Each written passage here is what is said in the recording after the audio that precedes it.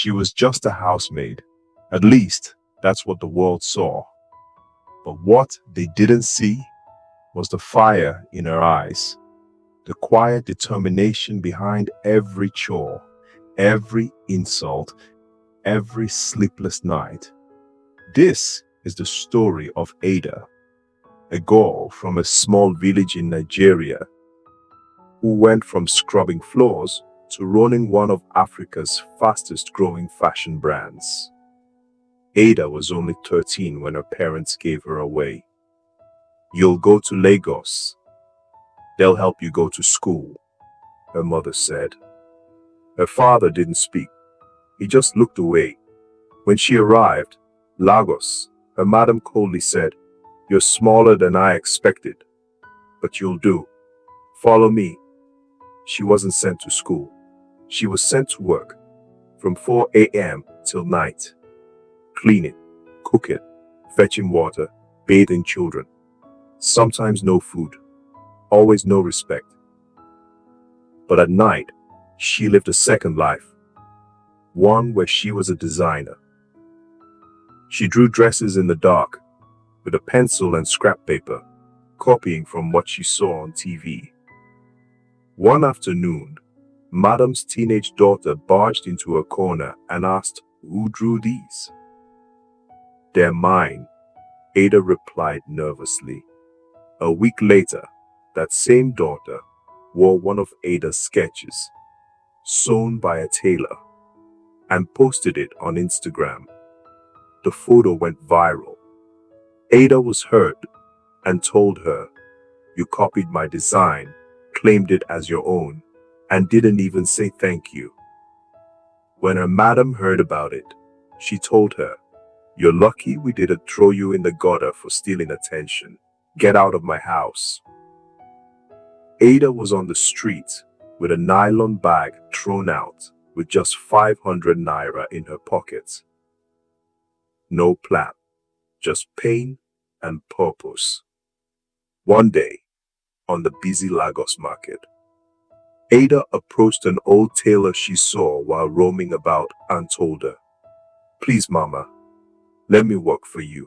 I don't need money. I just want to learn." The woman, Mama Titi, was initially suspicious of her and told her, "You want to sew? Sewing is not for weak fingers or lazy mouths." Mama Titi eventually let her stay. On one condition, she had to clean the shop, boil water, and observe quietly. During the first few weeks, Ada struggled with a needle, slept on the shop floor, was practicing stitching behind Mama Titi's back, and kept failing again and again until she was able to master it well. But she never stopped trying. Months passed.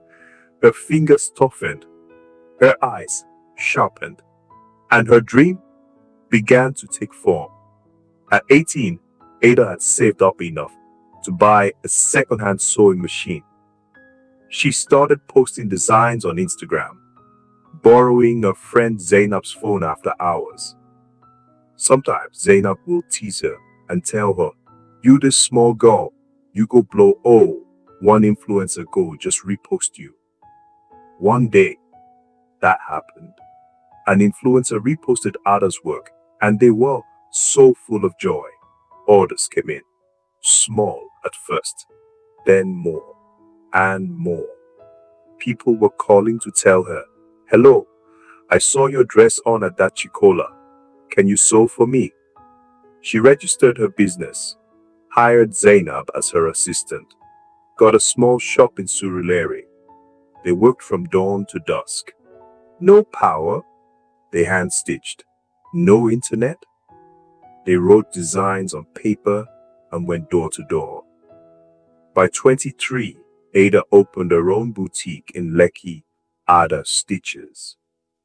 Her clients included actresses, brides, and even a senator's daughter. Ada didn't just rise, she lifted others. She started training girls like her, orphans, street hawkers, housemates.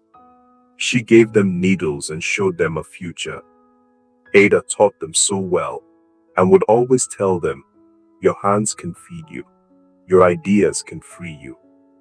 After a while, Mama Titi visited Ada's boutique and even told her, you even put lining now. You don't need me again. Ada laughed and replied, I'll always need you, Mama. One morning, she went back to that house, the one where it all started.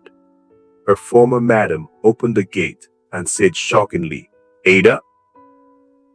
Ada smiled and said, I came to say thank you. Madam stammered, I didn't know you would become big. Ada replied, you didn't have to. I did today. Ada's brand ships across Africa. She speaks at events, trains hundreds.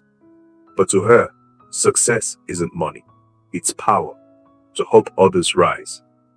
Ada gave a speech in one of the biggest fashion conferences and said, I'm not special. I was just determined not to stay where the world dropped me.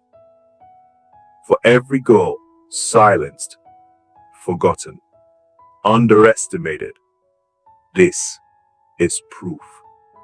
Your beginning doesn't decide your becoming. If Ada's story touched you, share it. Let's make sure no dream gets lost in the dark. On one of the days while they were preparing for a show, Zainab rushes in and screams excitedly, Ada! A representative from Lux Weave Nigeria is here. They want to partner.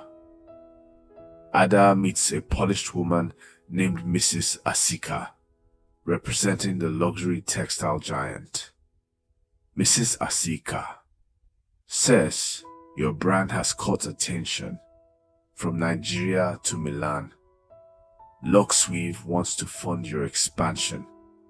We're talking flagship stores, fashion labs, a global billboard campaign. Ada is stunned. A dream she once wrote in her journal was now on the table. Ada seized the proposal. 100 million naira in backing, new locations, state-of-the-art equipment, a fully sponsored Paris runway debut. Zainab, with eyes wide, said, this is generational wealth, Ada. This is everything. But then, Ada flips to page 9 of the contract. A small clause. Luxweave retains full creative rights to all Ada Stitches collections during the partnership period. Adie was confused and said, wait, they'd own my ideas? Mrs. Asika smiles and says, think of it as teamwork. We fund it, we guide it, we polish it. Ada's board members, including a few investors she brought in, push her to sign. Her academy girls dream of the international opportunity. Her old community watches, praying she makes them proud. A fashion blog leaks that Ada Stitches is going global. She was celebrated, but suffocating. The deal could lift her or erase her. Out of nowhere, Madame, the woman who once fired Ada as a maid, walks into her store. She's now a textile distributor for Lux. Weave. Madame says to her, you've done well, Ada. But remember, everything in life comes with a cost. Ada realizes Madame knew this deal was bait. Power disguised as opportunity. Madame, in a low voice, says, don't give away the thing that made you Ada, just to sit at someone else's table. Ada thinks of Mama Titi, of the dusty garage, of every girl who stitched by candlelight. Then she gets an idea. Instead of signing with Luxweave, she launches her own textile brand called Roots. sourcing fabrics from women-led cooperatives across Nigeria. She sends Mrs. Asika a signed letter, not a contract, but a rejection. Adia says to herself, I don't need to sit at anyone's table. I'll build my own, and I'll teach girls how to do the same. 3 weeks later, Roots trends on Twitter.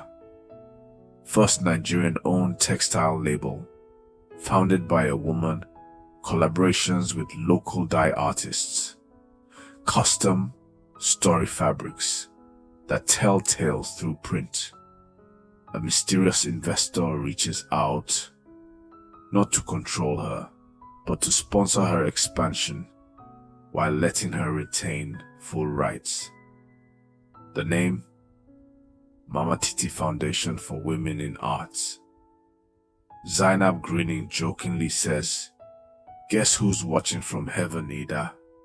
They tried to buy the brand, but the real value was never in the name. It was in the hands that built it. At Ada Stitches Academy, one late afternoon, the walls are adorned with framed sketches. The sewing machines are silent for the day. Ada was finishing up a mentorship session with her academy girls. Suddenly, the door opens. The room falls quiet. Madame steps in, stylish, still proud, but visibly softened. Behind her walks in Mama Titi, older now, leaning on a cane, her eyes gentle but watchful. Zainab, under her breath, says, Is that Madame?